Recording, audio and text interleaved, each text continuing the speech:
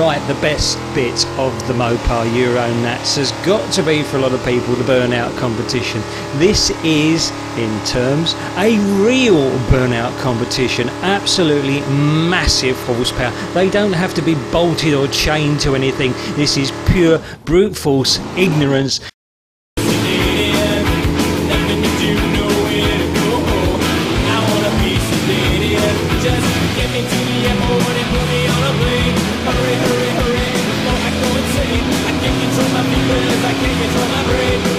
And as you can see, the street cars are on form as well, and everybody perfecting their rolling burnout technique just to gain extra points and lots of noise from the crowd as the Pontiacs came into the fray as well. Loads and loads of revs on the dial, and the car absolutely smoking the hides. Clouds of billowing white smoke. Again, pure horsepower, pure adrenaline.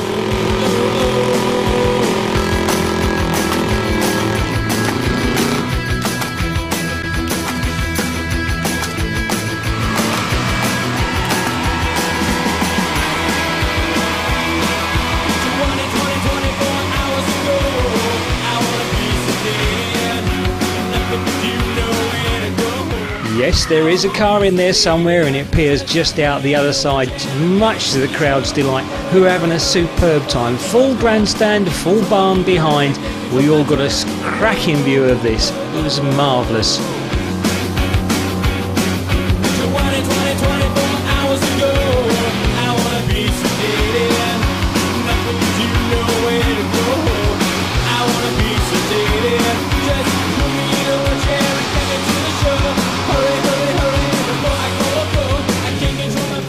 And still the cars kept rolling in and rolling up and rolling rubber off the tyres. They burnt out and they just filled the air.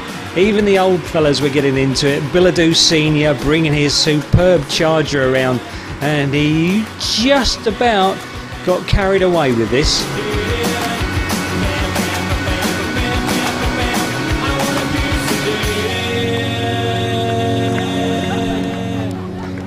There's a bit of life in the old dog yet, and he could just about see where he was going. Look at the smoke inside that car.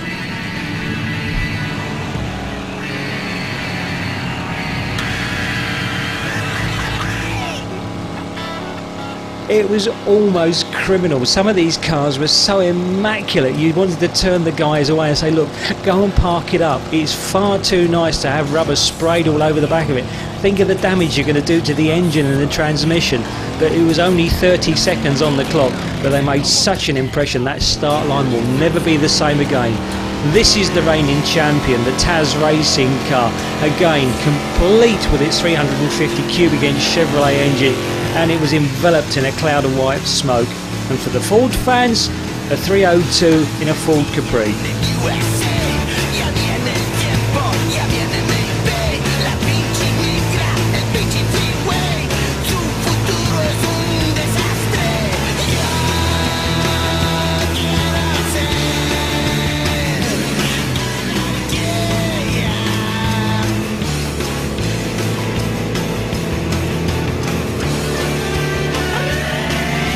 Spare a thought for the poor cameraman David. He was in the thick of it, and he came out looking a different colour and smelt horrendous at the end of it.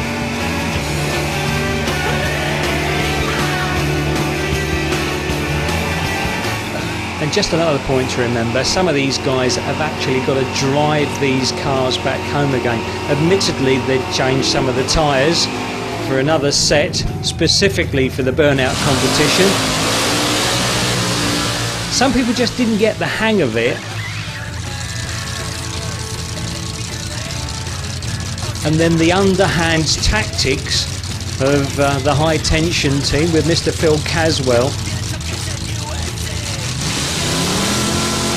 He's lucky he didn't get the search and rescue helicopters down on him.